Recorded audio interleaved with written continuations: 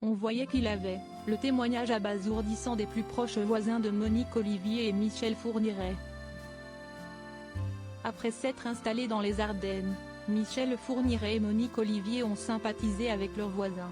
Ces derniers se sont confiés en 2008. Monique Olivier est jugée pendant 3 semaines aux assises de Nanterre.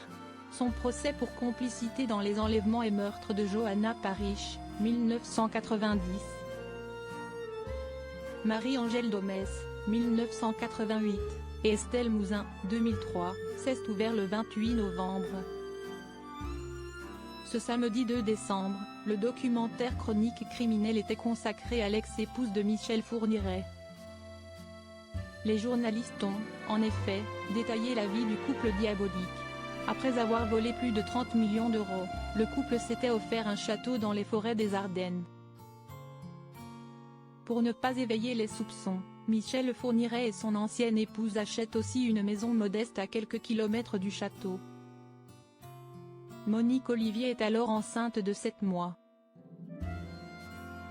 Propriétaire d'une maison à Floing dans les Ardennes, Jocelyne et Gérard Cadet voient la famille débarquer en 1988, en face de chez eux.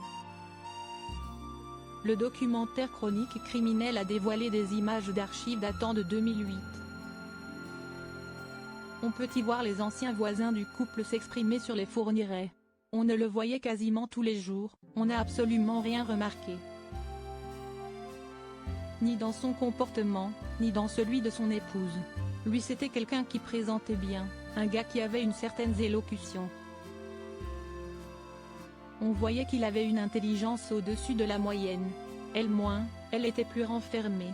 Elle ne parlait pas beaucoup, a expliqué ce voisin. Monique Olivier, une femme très renfermée selon ses voisins. Gérard Cadet a expliqué que la femme de Michel Fourniret était beaucoup plus discrète, elle était beaucoup moins coquette que lui d'ailleurs.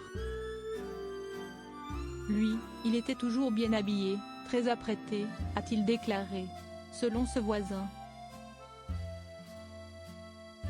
Monique Olivier passait beaucoup de temps toute seule, sans prendre grand soin d'elle, davantage habituée à sourire un coup sur 2 qu'à raconter sa vie. Les voisins ont sympathisé avec le couple. Ils ont même invité Michel Fourniret et Monique Olivier à la communion de leur fils.